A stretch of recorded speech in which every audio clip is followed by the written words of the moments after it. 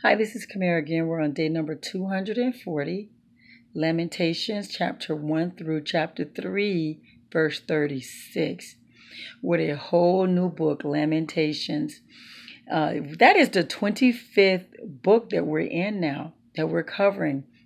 And Lamentations means, it comes from the word lament, and that means passionate grief or sorrow. Passionate grief or sorrow. And we'll see that as we read the book of Lamentations, there's a lot of lamenting going on. Okay, God is sorrowful for what was done or what he had to do. Jerusalem actually cries about what was done. And so it starts off with saying that Jerusalem was once known as the Queen of Earth, and its majestic beauty is stripped away.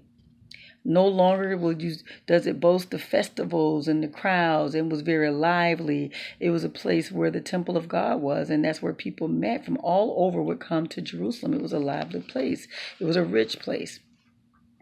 Then it talks about what God had done, but this is what gets me. It's Jerusalem itself that is crying out. This is the part that gets me. Jerusalem. I'm not talking about the people. I guess it's the people and the land, but I'm talking about the location or what Jerusalem stood for is crying out right now. It says it talks about what God had done to Jerusalem and why Jerusalem went through that devastation. And Jerusalem, basically it says Jerusalem weeps. Jerusalem weeps. The Lord has done what he had to do to Jerusalem. For I rebelled, say Jerusalem, and you have punished me for my sins, say Jerusalem. The Lord in his anger has cast a dark shadow over beautiful Jerusalem. Every home was destroyed, and every place in Israel was destroyed.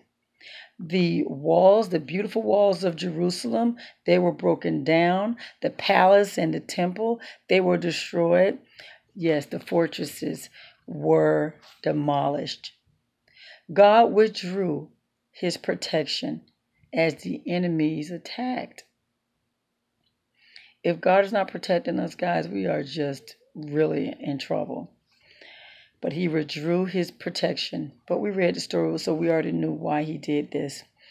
In the day of God's anger, no one escaped or survived. That is serious. You're talking about from the youngest baby to the oldest man.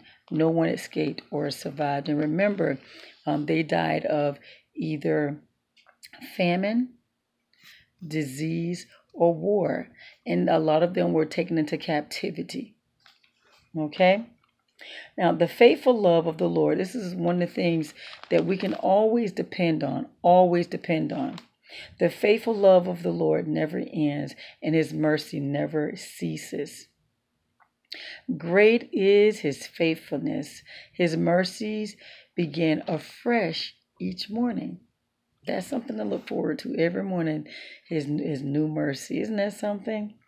The Lord is good to those who depend on him, to those who search for him. So it is good to wait patiently for salvation of the Lord.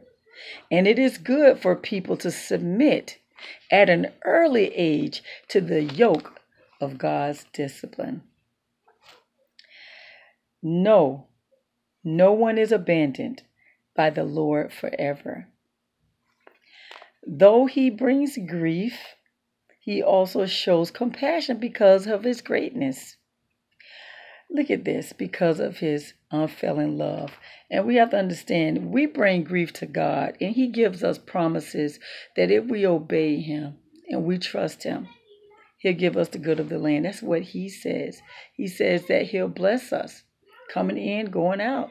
Everywhere we walk is going to be blessed. And one thing we can be sure of is that we're going to get that peace and that joy from God because it comes from God. Those are the greatest blessings you can get. Peace, joy, and love. To feel love, peace, and joy all the time is a beautiful thing. And if we're human. We're going to go through those times where we're not feeling peace, joy, or love. But all we have to do is just reach for it. Lord, I need your joy. Lord, I need your peace. And he'll give it to us. Yes, those are the best, because you can have lots of people around you and not feel loved. You can have everything you want and not feel that joy or peace. There's nothing like God's peace or joy through any and every circumstance. And so we know that because of God's unfailing love, that, yeah, he'll look out for us, for he does not enjoy hurting people or causing them sorrow. And that is the truth. God does not like hurting people or causing them sorrow. And just make sure, guys, if you're going through anything, if you're feeling anything that's not joyful, if it's not joyful but it's sorrowful, or you're worrying, or you're feeling depressed, or you feel like someone's oppressing you, you're feeling down, those are not spirits of God. God's spirit is joy. God's spirit is peace. God's spirit is love. God's spirit is kindness. I mean, those goodness, those are God's spirit. And God is spirit, but those are his characteristics. And this is the thing. Ask him for joy. Ask him for peace. Let him prove himself to you that he can give you those things. Yes. So he tells us how to get peace from him, how to get joy, how to get love from him. Read his word. Stay in his word. Get to know him personally. That way you'll trust him enough to ask him for those things, because you know he'll give them to you. If you trust him, you'll ask him. If you believe in him, you'll trust him. So yeah, guys, Lamentations.